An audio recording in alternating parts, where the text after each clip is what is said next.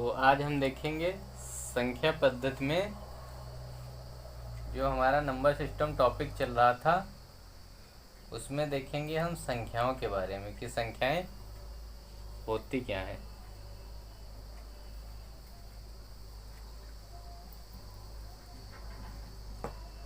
तो संख्याएं हमारी क्या होती हैं? सबसे पहले प्राकृतिक संख्या। प्राकृतिक संख्या क्या होती है?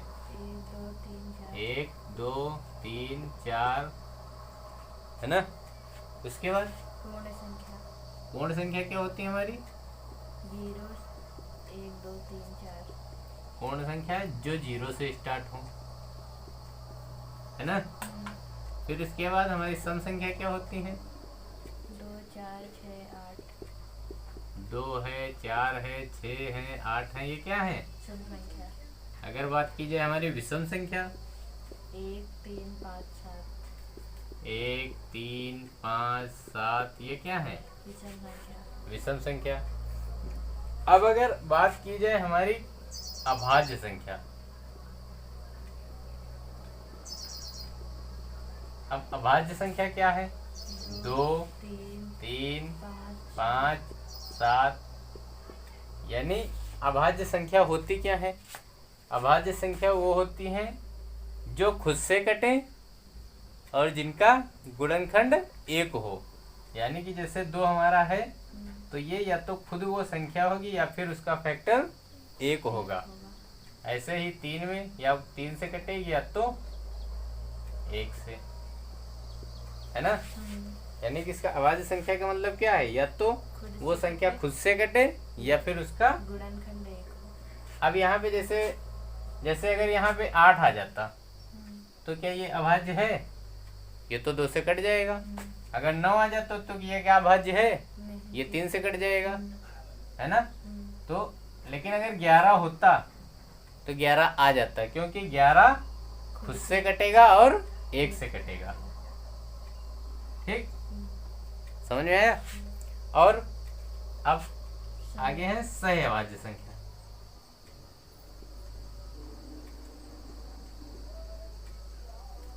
अब सहअभाज्य संख्या क्या होती है? 4 3। जैसे हमारी कोई संख्या है, मान लिया 12 ही ले लो, है ना। तो इसका फैक्टर हमारा क्या बनेगा? 3 या 4। 3 चक्को 12। या फिर 1 और या खुद 12, है ना। इसके अलावा कुछ बनेगा है? तो हमारे सहअभाज्य क्या हुए? 3 4, है ना। और 5 7, है ना। यानी कि सहअभाज्य वो संख्याएं होती हैं जिनमें ये चीज जो क्या होती है हमेशा डिफरेंट हो। यानी कि जैसे ये वैल्यू है ना। मान लिया अगर यहीं पे अगर 12 का होता है ना, जैसे अब 12 के फैक्टर देखो क्या क्या हो सकते हैं। 3 4 बन सकता है ना। 1 और 12 बन सकता है ना। 6 और 2 भी बन सकता है ना। और 2 और 6 भी बन सकता है। तो अब अच्छा बताओ क्या ये पॉसिबल हो रहा है? क्योंकि अगर 2 से अगर काट दोगे तो इसको 2 से काटोगे तो ये 3 बार कट जाएगा, ये 1 बार। तो ये क्या सहअभाज्य में आएगा? ऐसी संख्या जो होती है हमारी सहअभाज्य में नहीं आती। ठीक, तो समझ में आया सहअभाज्य संख्या क्या होती है? इसको नोट कर लो।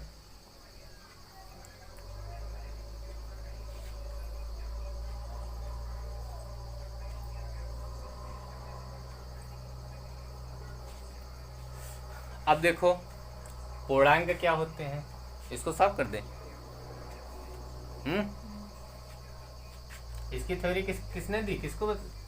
प्राकृतिक संख्याओं की थ्योरी किसने दी? पाइनोस ने। अब देखो पूर्णांक क्या होते हैं।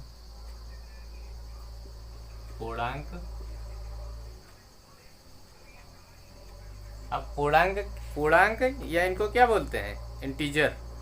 अब पूर्णांक को डिनोट किससे करते हैं, जेड से। अब इसको जेड से क्यों डिनोट करते हैं, क्योंकि इसकी व्याख्या किसने की थी, जी लियोन ने, यानी कि इसका नाम जेड से था, जी लियोन। तो ये जो था ये कौन था, जर्मन गणितज्ञ था। अब पूर्णांक संख्या क्या हमने बताई थी, जैसे 0 होता है, 1 होता है, 2 होता है, 3 होता है ना। इधर -1, -2, -3, ये हमारी क्या है, पूर्णांक संख्या। ठीक। अब कौन सी संख्या आती है, वास्तविक संख्या। देखो क्या है,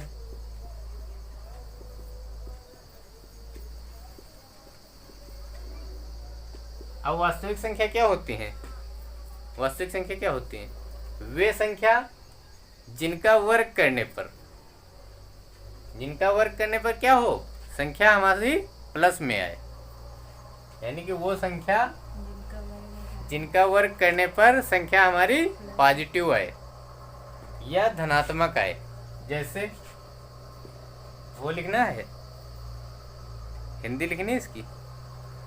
जैसे मान लिया 5 है ना, अगर इसका वर्ग करोगे तो कितना आएगा, धनात्मक आ रहा है। अगर मान लिया -6/7 करोगे, इसका स्क्वायर कर दिया मान लिया, तो इसका क्या आएगा, जब माइनस माइनस का 2 बार गुणा करोगे तो कितना आएगा, 36 बटे कितना आएगा, 36/49, क्योंकि जो माइनस टर्म होगा वो प्लस कर देगा 2 बार गुणा करके। तो ऐसी संख्याएं हमारी क्या होंगी, वास्तविक। अब काल्पनिक संख्याएं क्या होती हैं, काल्पनिक संख्या, काल्पनिक संख्या क्या होती हैं, वे संख्याएं जिनका वर्ग करने पर हमारी संख्या क्या हो, ऋणात्मक प्राप्त हो। क्या बोला हमने, वे संख्याएं जिनका अगर हम वर्ग करें और संख्या क्या प्राप्त हो, ऋणात्मक। जैसे ये हमारी क्या है, अगर इसको हम वर्ग करेंगे तो रूट और स्क्वायर क्या होता है, बराबर होता है, यानी रूट हटेगा तो स्क्वायर हटेगा, तो संख्या हमारी क्या आएगी, तो ये हमारी संख्या क्या है, नोट करो इनको। फिर देखते हैं परिमेय संख्या और अपरिमेय संख्या क्या होती है।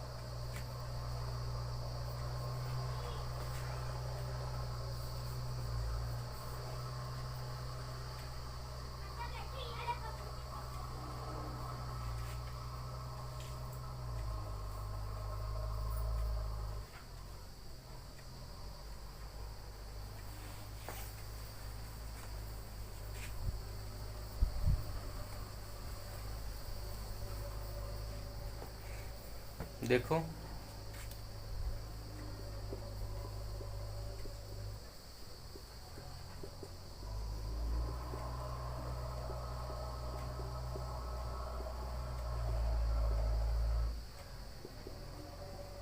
अब परिमेय संख्या क्या होती हैं, परिमेय संख्या जो होती हैं इनको P/Q के रूप में लिखा जा सकता है। तो इनमें क्या लिखेंगे, वे संख्याएं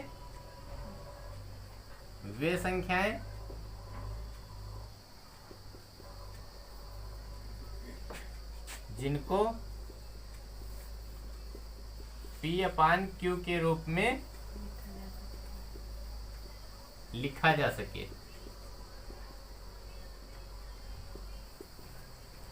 इसमें क्या होगा, इसमें वे संख्याएं जिनको P/Q के रूप में नहीं लिखा जा सकता। जैसे में क्या आएगा, जैसे मान लिया 1/2 है, 5/6 है ना, तो ये हमारी क्या है, परिमेय संख्या। ठीक। और मान लिया जैसे है √4, √4 है, √9 है ना, और √16 है, तो ये क्या है, परिमेय संख्या, क्योंकि इनका जो बाहर जब ये निकल के आएंगे तो क्या आएगा, पूरी पूरी संख्या बाहर निकल के आएगी, क्योंकि 4 का रूट कितना होता है, 9 का रूट 3 4 है ना। तो ये हमारी संख्या सारी क्या है, परिमेय। परिमेय। अब अपरिमेय में देखो क्या है, अपरिमेय में जैसे अगर हमारा होता √5 है ना, अब अगर √5 को अगर बाहर निकालोगे तो निकलेगा, यानी ये तो, और यानी कि अपरिमेय का मतलब क्या है, यानी कि ये हमारी पूर्ण संख्या नहीं आएगी, ये पॉइंट में निकलेगा जाके, है ना। या √6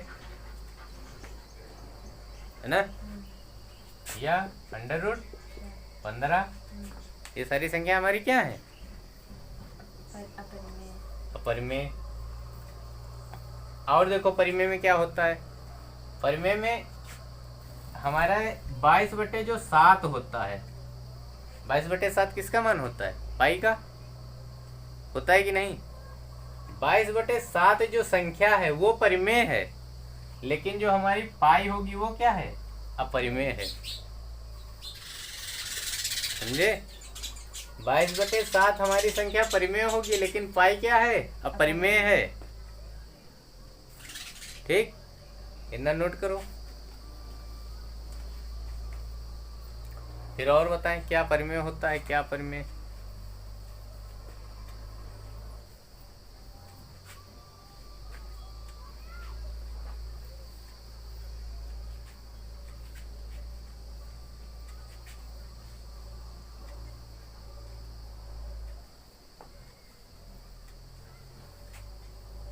हो गया।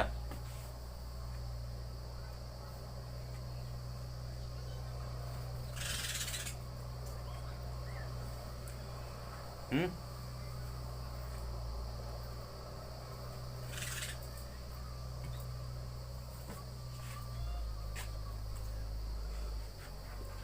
ये संख्या 10/3 लिखी है, इसको अगर भाग दोगे कितना आएगा, और ये हमारी 10/4 है,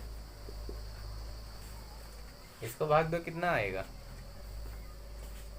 3 भाग दो, देखो 10, ये 3 है, 3 टक्को 9 3 तरफ को कितना है, 1 पॉइंट बढ़ाया, 0 3.3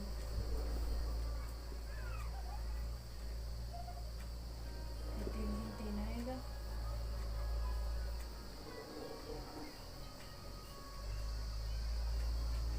यानी ये क्या है ना। क्या समझ में आया, जो संख्या हमारी बार बार क्या होगी, रिपीट होगी, जो संख्या हमारी बार बार रिपीट होगी वो क्या होगी, परिमेय संख्या। अगर इसको भाग दो, 4 दूनी 8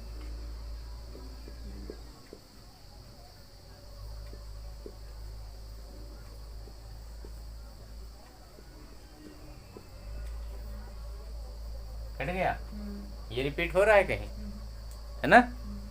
तो हमने क्या बोला कि जो संख्या हमारी बार बार रिपीट हो वो हमारी क्या होगी, परिमेय संख्या, लेकिन जो संख्या हमारी जो रिपीट ना हो वो क्या होगी, अपरिमेय संख्या। संख्या समझ में आई, नोट कर लो। और जो हमने लैंग्वेज बोली है, अगर ना समझ में ना याद रहे तो उसको लिख लो, ठीक।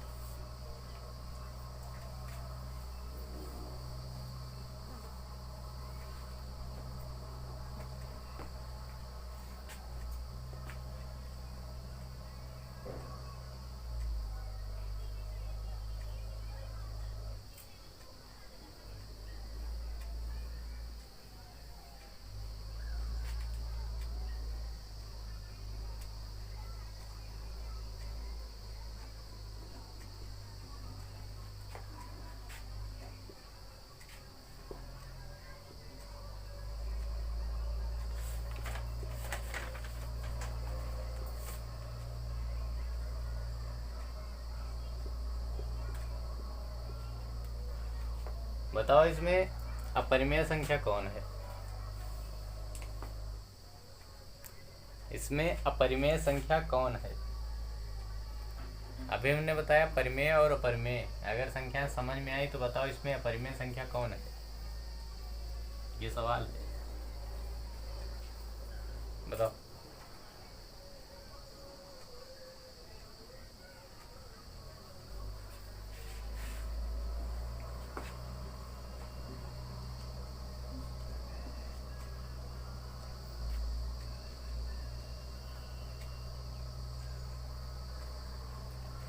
अगर 729 को अगर बाहर निकालोगे तो बाहर कितना निकल के आएगा?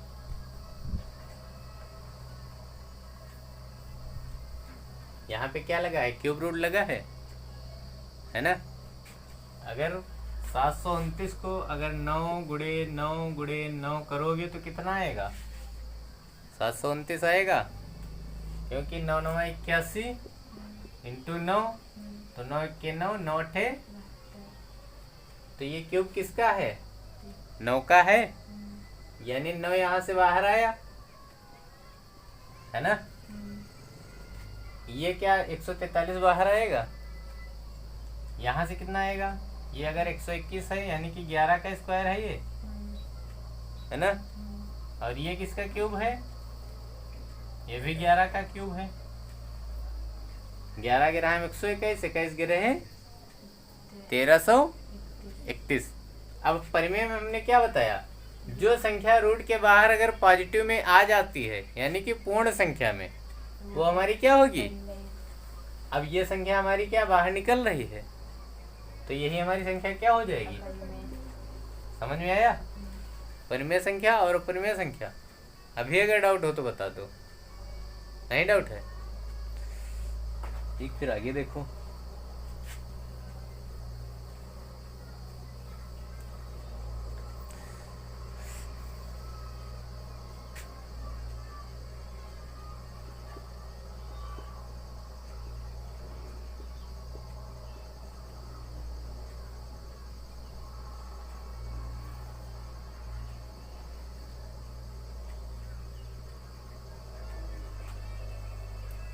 इसमें बताओ कौन परिमेय है कौन अपरिमेय है? कौन सी संख्या परिमेय है और कौन सी संख्या अपरिमेय है? बताओ। इसमें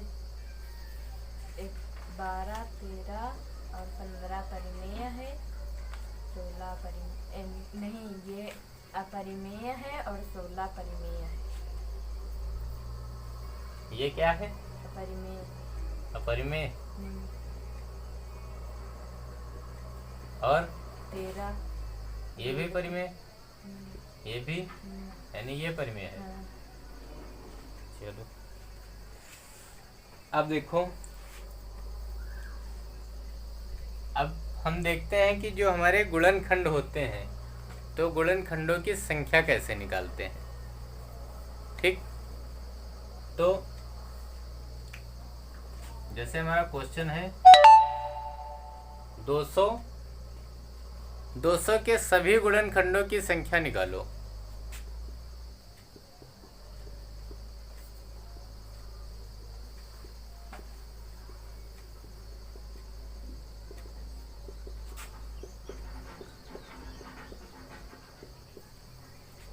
ठीक, और अगर इसी में दूसरा क्वेश्चन आ जाए उसका योगफल भी बताओ, है ना? संख्या निकालो और योगफल बताओ। तो इसको कैसे करोगे?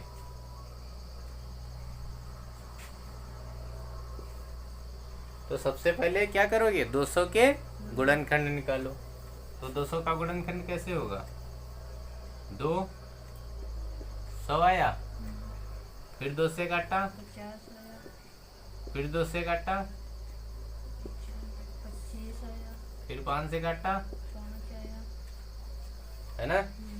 तो फैक्टर हमारे क्या बने? 2 की पावर 3 इंटू 5 की पावर 2।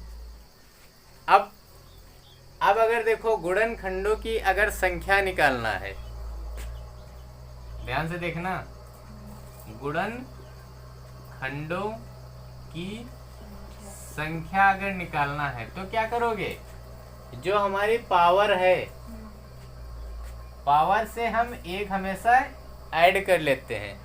तो पावर अगर हमारी 3 है तो क्या कर लेंगे, 4। और अगर यहाँ पे पावर हमारी 2 है तो 3, और दोनों का मल्टीप्लाई। तो गुणनखंडों की संख्या कितनी आ गई, 12। और अगर कहा जाए इनका योगफल निकालो, है ना, तो संख्याओं का अगर योगफल निकालना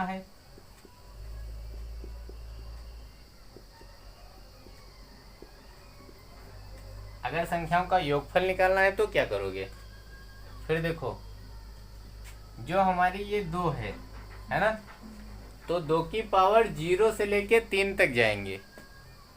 देखो 2 की पावर 0 प्लस 2 की पावर 1 प्लस 2 की पावर 3 प्लस 2 की पावर 3, है ना, ये हो गया। फिर बीच में मल्टीप्लाई, 5 की पावर 0 प्लस 5 की पावर 5 की पावर 2। अब देखो हमने क्या बताया था, कोई भी वैल्यू हो अगर उसकी पावर अगर 0 है तो हमेशा मान क्या होगा, चाहे कोई भी वैल्यू हो, अगर पावर में अगर 0 है तो उसका मान हमेशा क्या होगा, 1। तो अगर 2 की पावर 0 है तो इसका मान क्या होगा, 1। और 2 की पावर 1 का, 2 की पावर 2 का, 2 की पावर 8, ये कितना हुआ, 8 4 12 2 14 1 15। यहाँ से देखो ये 1 प्लस 5 प्लस 25, 25, यहाँ से कितना आया, 31, है ना। तो 15 इंटू 31 कितना आ गया, अगर 15 और 31 को गुणा करोगे तो कितना आएगा, करो गुणा, 31 इंटू 15, 15 के 15, हासिल 1, 15 3 45, 45 1 कितना आया, 465। ये चीज समझ में आई। तो ये हमारा योग क्या हो जाएगा, 465। ठीक। तो ये हमारे क्या हो गए, सभी गुणनखंडों की संख्या इतनी निकली और सभी गुणनखंडों का योगफल इतना निकला, ठीक। अब देखो अगर इसी में पूछ दे, कि सम संख्याओं के गुणनखंडों की संख्या बताओ, तो क्या करोगे, इसको नोट कर लो भी बताएं।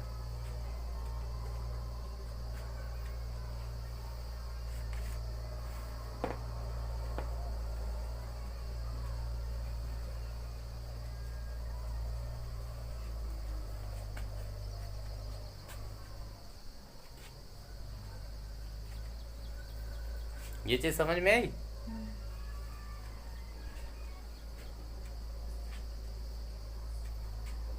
सब करें,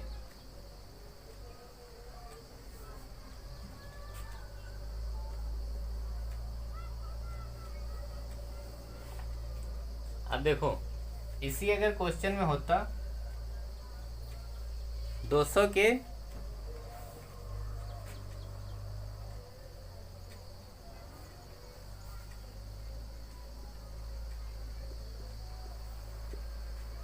क्या लग गया, 200 के सभी सम गुणनखंडों की संख्या बताओ और उनका योगफल बताओ, तो क्या करते, है ना। तो सबसे पहले जो हमारी संख्या थी, है ना, संख्या निकालने के लिए हम क्या करेंगे, यानी कि जो हमारी सम वाली जो पावर होगी, हमने सम में बोला है, सम में जो सम की पावर होगी उसके हमेशा क्या रखेंगे, सेम रखेंगे। तो सम की पावर हमारी क्या है, 3 है, तो हम 3 रखेंगे। और जो विषम की पावर होगी उसमें क्या करेंगे, 1 ऐड कर देंगे। क्या करेंगे, ऐड कर देंगे। तो यहाँ पे कितना हो जाएगा, 3, दोनों का मल्टीप्लाई कितना आ जाएगा। तो हमारी सम संख्याओं की संख्या कितनी निकली, 9। ठीक। तो ये हमारी क्या है, गुणनखंडों की सम संख्या, सम संख्या के गुणनखंडों की संख्या। ठीक ना, समझ में आए? लिख लो, सम संख्या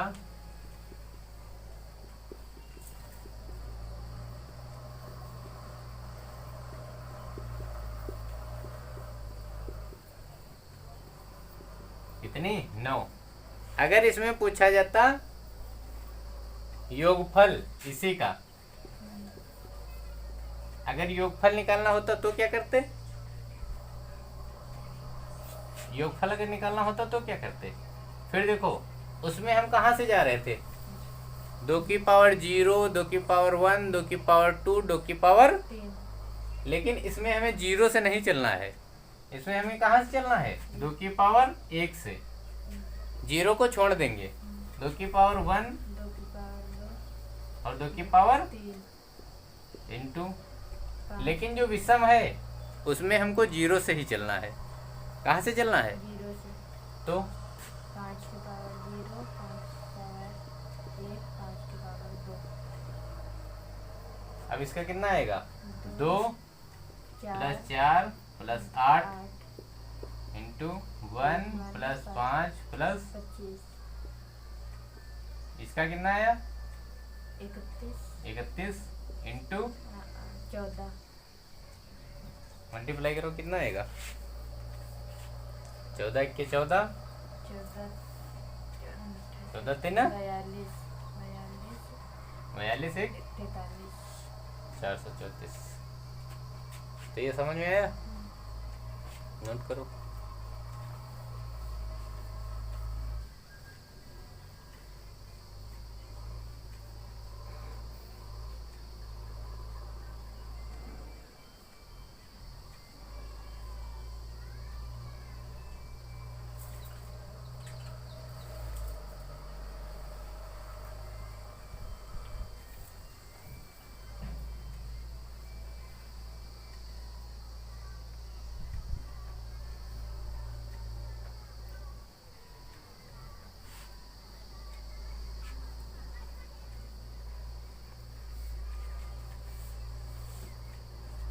हो गया?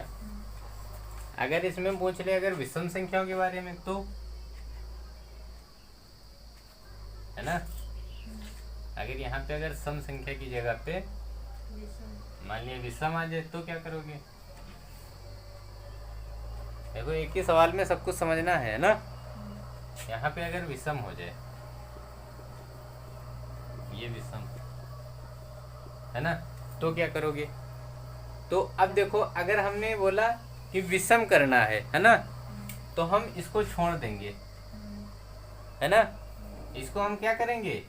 छोड़ देंगे, यानी समझो 1 काउंट करेंगे, और इसकी जो पावर है इसको क्या लिखेंगे? 2 की पावर अगर 1 है तो क्या लिखेंगे? 3।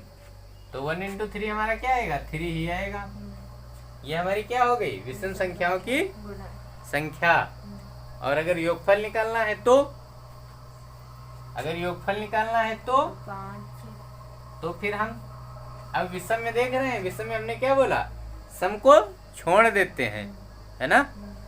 विषम में सम में क्या बोला? सम में जो होता है ये चीज जो है, इसको 0 ना लेके हम 1 से स्टार्ट करते हैं, लेकिन टर्म हम दोनों लेते हैं। लेकिन जब विषम में आएंगे तो हम क्या करेंगे? सम को एकदम से छोड़ देंगे, यानी हम इसको भूल गए एकदम, है ना। तो जो विषम वाली संख्या है उसकी पावर 1 बढ़ा के लिख देंगे। ये तो ये हमारी क्या हो जाएगी? संख्या हो जाएगी। अब अगर योगफल निकालना है तो, अगर योगफल निकालना है तो यहाँ से देखो, 5 की पावर 5 की पावर 5 की पावर 2 तो 1 प्लस 5 प्लस 25 कितना आया ये? 31 तो विषम संख्याओं का योगफल कितना आया? 31। समझ में आया? नोट कर लो।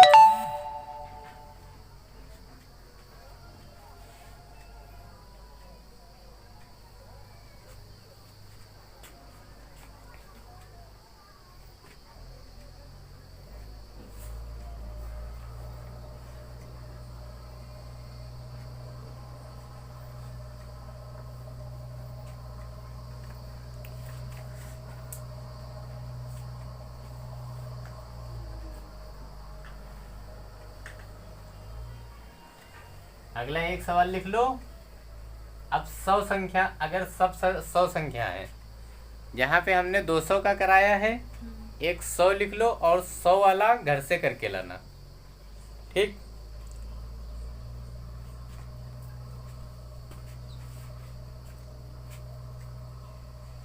आगे देखो और देखो टॉपिक।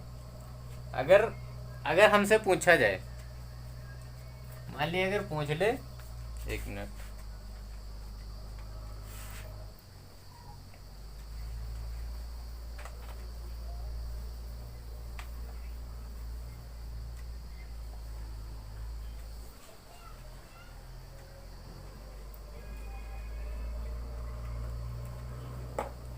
अगर हमसे पूछ ले 1 से लेके 50 तक अभाज्य संख्या कितनी है ना?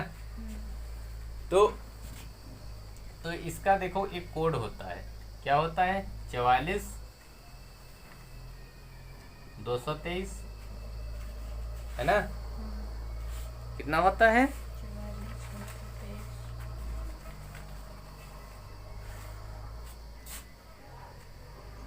223 और 21। ये हमारा क्या है? अभाज्य संख्याओं का कोड। अब इसको जोड़ो, देखो 4 4 8 4 12 3, और इधर 2 2 4 3 7 9 10, 2 दूनी 4, ये कितनी हुई? तो यानी टोटल कितनी संख्या आई? 25। समझ में आया? नोट कर लो इसको।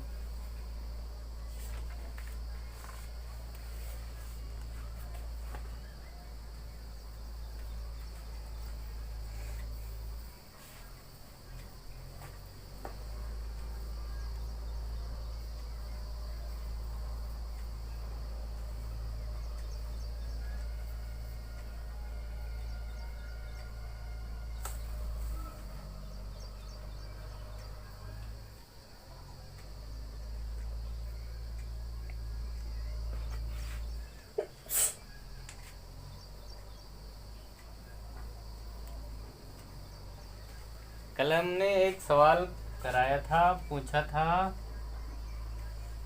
जिसमें था, मान लिया ये है 4 2 3, है ना, 2 1 0। अब इसमें हमने क्या बोला था?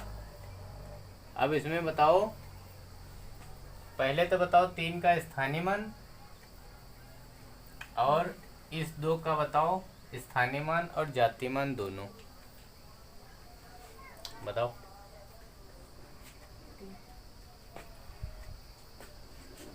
दो का जातीय हमने क्या बोला था? जातीय मान जो होता है वो मान क्या होता है? स्वयं वही जो वैल्यू, वो हमारी क्या है? ये हमारा जातीय मान खुद होगा। और अगर इसका स्थानीय मान निकालेंगे तो कितना आएगा? खुद 3 आएगा, है ना? और अगर पॉइंट के बाद अगर देखा जाए, अगर पॉइंट के बाद अगर हम स्थानीय मान निकालते हैं, मान लिया अगर हमने 1 का स्थानीय मान निकाला, तो जितनी संख्या पीछे होती है उतने क्या? उतने पॉइंट लगा के, तो यानी कि हमारा 1 का स्थानीय मान कितना हुआ? समझ में आया? और अगर यहाँ अगर इस 2 का निकाला होता तो, अगर इस चीज 4 का निकाला होता, 4 डबल 0। समझ में आया? और अगर इसका पूछा जाता जातीय मान, तो स्वयं क्या होता? 2। जातीय मान क्या होती है? खुद वो वैल्यू जो होती है वो हमारी क्या होती है? जातीय मान। ठीक। तो हमारी जो प्राकृतिक संख्या हो गई, और वो हमने वो बता दिए थे, वो डिविजिबल रूल। अगर मान लिया 2 है ना, तो अगर हमें किसी भी संख्या को अगर 2 से काटना है, तो लास्ट में या फिर 0 होना चाहिए और क्या होना चाहिए, या तो हमारी सम संख्या होना चाहिए। ये बता दिए थे शायद लगभग, विभाज्यता का नियम में बताया था, याद करो। ना याद ना कराया हो तो बताओ, करा दे।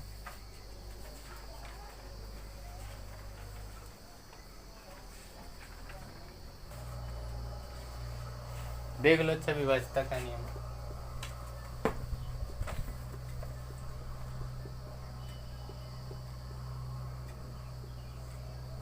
ठीक, विभाज्यता का नियम क्या कहता है, अगर हमारी दो संख्या हमारी कब विभाज्य होगी, अगर लास्ट में अगर कोई संख्या हमारी सम हो, है ना, या फिर 0 हो, यानी कि हमारा जो आखिरी नंबर या फिर 0 हो या फिर कोई सम संख्या हो। और अगर 4 का रूल क्या कहता है, हमारी लास्ट की 2 डिजिट, या फिर लास्ट में डबल 0 हो, या फिर दो संख्या कटने वाली, यानी कि लास्ट में या फिर 2 0 हो या फिर दो संख्या कट रही हो।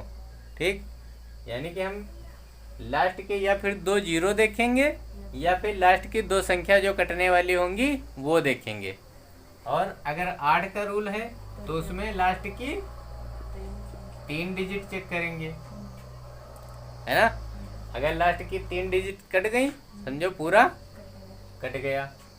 और अगर हमारा 16 का रूल था उसमें क्या देख रहे थे, लास्ट की 4 डिजिट, यानी कि अगर लास्ट की अगर 4 डिजिट कट गई पूरी संख्या हमारी कट जाएगी।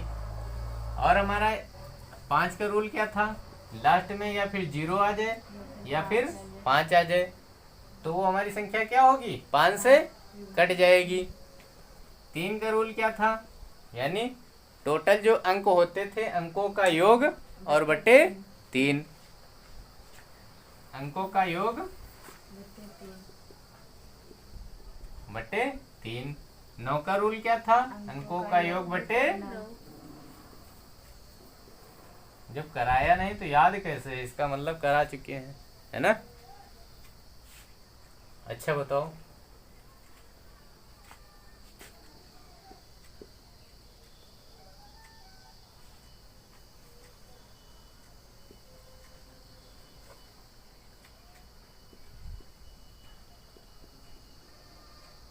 ये संख्या किससे डिविजिबल है, बताओ, इसको करके बताओ कि ये संख्या किससे कटेगी, करके बताओ।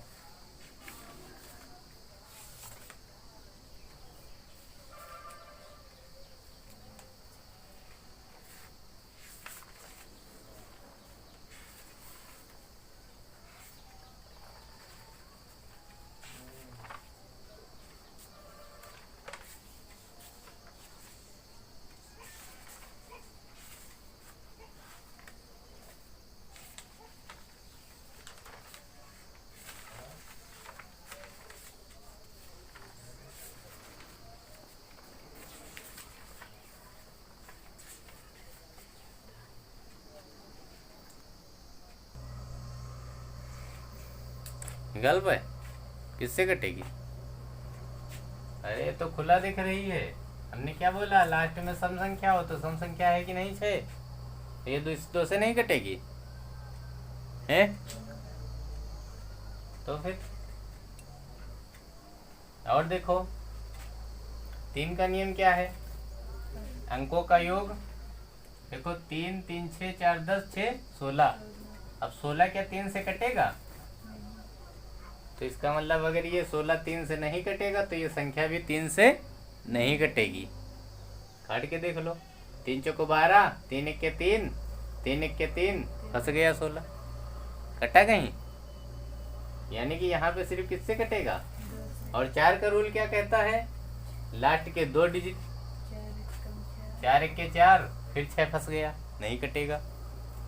5 का रूल क्या बोलता है, लास्ट में 0 या 5 होना चाहिए, है ना, तो ये कट रहे हैं, तो यानी कि किससे विभाजित है ये संख्या, तो समझ में आया कि डायरेक्टली ये अगर हम विभाज्यता का नियम पढ़ते हैं तो क्यों पढ़ते हैं?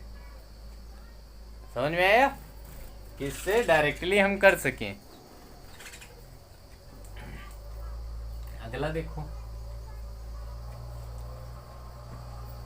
अगर 6 का नियम देखा जाए, 6 के नियम में क्या होगा? 6 की विभाज्यता का क्या नियम होगा? अगर 6 है तो वो संख्या 2 से कट रही हो और 3 से भी कट रही हो तो वो संख्या 6 से कट जाएगी, है ना? जैसे मान लिया 216 है ना? तो हमने क्या बोला?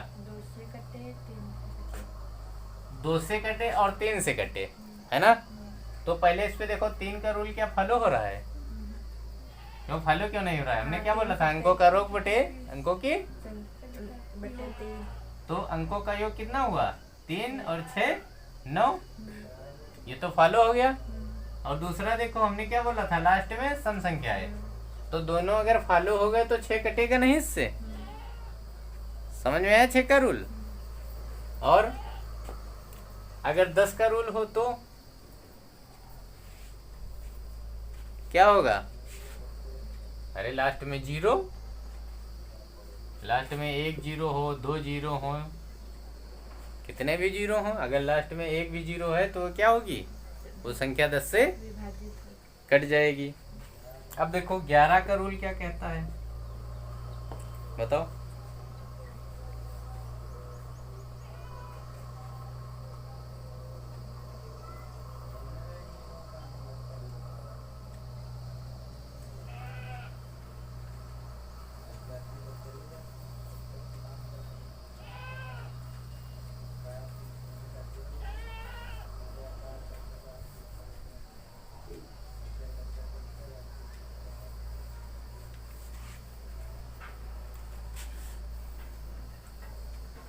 बताओ 11 का रूल क्या होता है?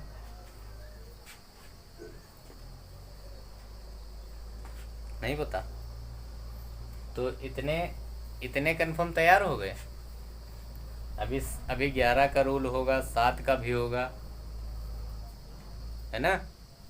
तो अभी इतना पढ़ो कि बाउंस ना मारे। पता लगा सारे नियम पढ़ लिए, बाद में आधे उड़ गए ऐसे ही। वैसे इतने ही अगर नियम तैयार कर लो बहुत हैं, जरूरी नहीं 11 का हो, 13 का हो, 8 का हो, जितने ये हैं कंफर्टेबल हैं, इतने बहुत हैं तैयार करने के लिए। अब इन्हीं पे जो सवाल बनते हैं, जैसे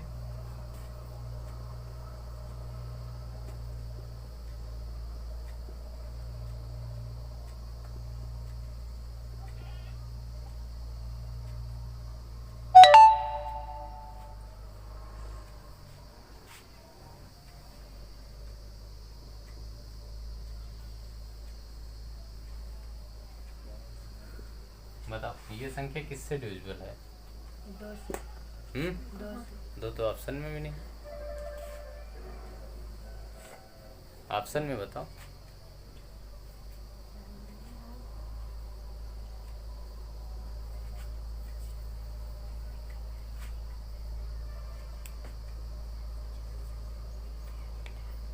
चार से। 4 से। कैसे कैसे? हमने क्या बोला? जब 4 का रूल तब फॉलो होगा जब लास्ट की 2 डिजिट देखी जाएंगी। तो लास्ट की 2 डिजिट क्या है? 68। 68 को अगर 4 से काटोगे, है ना, तो यहाँ से 2 बचेगा और 4 सत्ते 28। कट गई कि नहीं कट गई? तो अगर लास्ट की 2 डिजिट कट गई, इसकी मतलब पूरी संख्या कट गई। नहीं समझ में आया? अब डायरेक्टली हो जाएगा कि नहीं, कोई दिक्कत? तो अब हमारा कल हमारा न्यू टॉपिक स्टार्ट होगा जिसका नाम है वर्गमूल और घनमूल। तो चैप्टर का नाम डाल दो, क्योंकि अब ये हमारा नंबर सिस्टम लगभग कंप्लीट ही है। बाकी क्वेश्चन करके लाना, अगर किसी भी टाइप का अगर छूट गया हो तो बताना, कल हो जाएंगे, ठीक? नहीं तो कल न्यू टॉपिक स्टार्ट करेंगे फिर, ठीक? आज के लिए इतना ही।